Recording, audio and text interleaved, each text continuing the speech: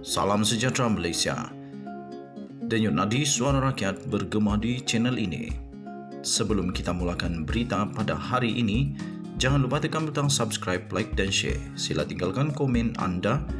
Denyut nadi suara rakyat terus bergema di channel ini. Salam sejahtera Malaysia, denyut nadi suara rakyat bergema di channel ini. Rafizi akhirnya membuat keputusan dan dia mengumumkan keputusan berkenaan dengan projek LCS yang dinantikan oleh seluruh rakyat Malaysia. Projek LCS fokus siapkan kapal dengan wang berbaki, kata Rafizi Ramli. Syukurlah tidak dihentikan tapi akan diteruskan sebab ini berkenaan dengan keselamatan negara. Timbalan Presiden Parti Keadilan Rakyat PKR iaitu Rafizi Ramli membidas pihak yang mempersoalkan pendiriannya berhubung isu skandal projek pembinaan kapal tempur pesisir atau LCS. Ahli Parlimen Pandan itu berkata, beliau sudah pun selesai melakukan pendedahan berkenaan kemungkinan berlakunya penyelewengan dalam projek tersebut dan susulan daripada itu, ada pihak telah didakwa. Manakala terdapat siasatan yang masih berjalan, katanya. Fokus sekarang siapkan 2 hingga 3 LCS dengan wang berbaki. Katanya yang juga adalah Menteri Ekonomi menerusi satu ciapan ringkas di Twitternya pada Khamis. Kenyataan itu dikeluarkan sebagai membalas ciapan seorang pengguna Twitter yang mempersoalkan status pendedahannya berkenaan skandal projek pembinaan kapal terbabit. Media sebelum ini melaporkan Jawatan Kuasa Kira-kira Wang Negara PAC menyatakan kerajaan telah membayar sebanyak 6.083 bilion untuk 5 LCS kepada Bosted Naval Shipyard Sdn Bhd BNS bagi projek runding terus itu. Namun, tiada kapal diterima setakat ini.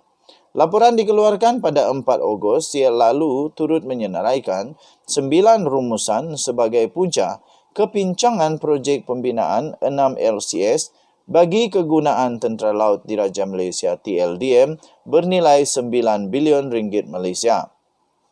Susulan daripada itu, Rafizi pada pertengahan Ogos yang lalu membuat beberapa siri pendedahan mendakwa berlakunya keraguan membabitkan beberapa syarikat yang terlibat dalam projek berkenaan. Menteri Pertahanan iaitu Datuk Muhammad Hassan pada 10 Disember yang lalu berkata kerajaan akan tetap meneruskan pembinaan LCS yang menurutnya merupakan aset strategik bagi Angkatan Tentera Malaysia ATM. Ahli Parlimen Rembau itu berkata, beliau akan menerima taklimat berhubung projek tersebut dan seterusnya melakukan penelitian bagi memastikan kapal terbabit dibina dan disiapkan dalam keadaan yang terbaik. Pada 2 Oktober yang lalu, bekas Menteri Pertahanan iaitu Datuk Seri Hishamuddin Tun Hussein menjelaskan fasa mobilisasi projek LCS selama 6 bulan bermula Jun 2022 menunjukkan perkembangan yang positif dan berjalan lancar selari dengan syur oleh beberapa pihak yang berkepentingan. Beliau sebelum itu pada 8 Ogos yang lalu berkata, kapal pertama daripada 6 unit LCS diharap dapat disiapkan dalam tempoh 1 atau 2 tahun lagi untuk diserahkan kepada TLDM. Aku malas nak komen tentang benda ni. Saya malas sudah mau ulas tentang perkara ini. Sebab orang lain punya sudah siap. Kita punya sebiji pun belum. Sudah dibayar besar, sudah jumlah duit yang sudah dibayar. Sepatutnya selesai semua 2023. Tapi sekarang ini, menurut Hishamuddin Hussein, perlu lagi 2-3 tahun untuk dapat 1 atau 2 unit. Aduh.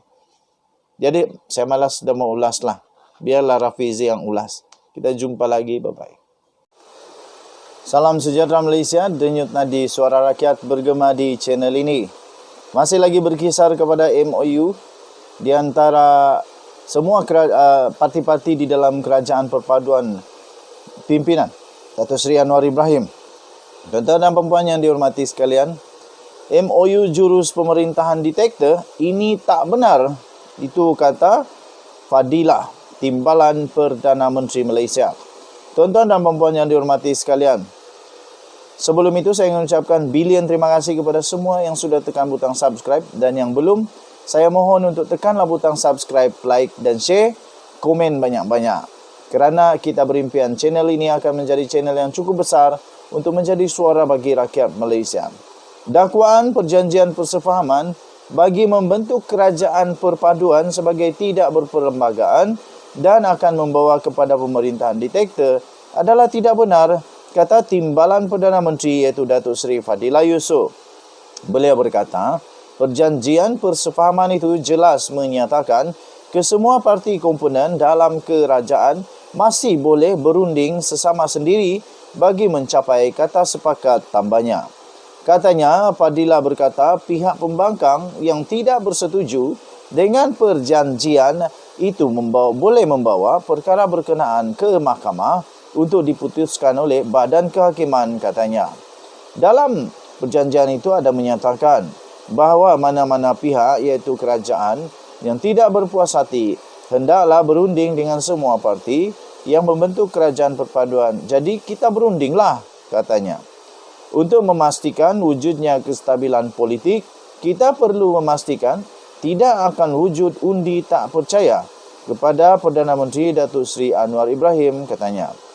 Jadi, kita ada 3 Perdana Menteri sebelum ini. Dan satu daripada sebabnya kerana isu undi tak percaya, katanya lagi dalam sidang media di Kuching pada hari ini. Fadilah berkata, matlamat asas perjanjian persefahaman itu adalah untuk menjamin kestabilan politik yang akan memberi impak positif kepada rakyat dan ekonomi negara, katanya lagi. Tambahnya, beliau sendiri akan membentangkan usul undi percaya di Dewan Rakyat pada Isnin ini. Beliau turut berharap kerajaan perpaduan ini yang sudah terbentuk akan bertahan sehingga tamat penggal serta dapat memberi fokus ke arah urus tadbir negara yang lebih baik. Terdahulu, media melaporkan ahli Parlimen Masjid Tanah iaitu Datuk Mas Ermiyati Samsudin dengan kenyataannya melontarkan dakwaan sedemikian kerana menyebut perjanjian persefahaman berkenaan adalah haram, berbahaya dan tidak boleh dikuatkuasakan. Menurutnya, klausa 4 perjanjian itu menyatakan kesemua ahli parlimen wajib menyokong Anwar.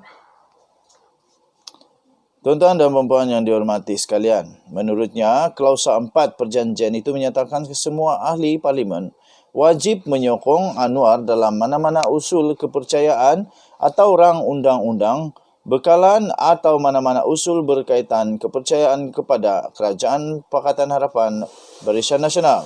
Menurut klausa 4B pula, sekiranya mana-mana ahli parlimen kerajaan yang gagal mengundi sebagaimana yang telah diarah, mereka akan dianggap telah mengosongkan kerusi parlimen mereka berdasarkan artikel 49A Perlembagaan Persekutuan Kata Bekas Timbalan Menteri di Jabatan Perdana Menteri Parlimen dan undang-undang itu lagi, katanya.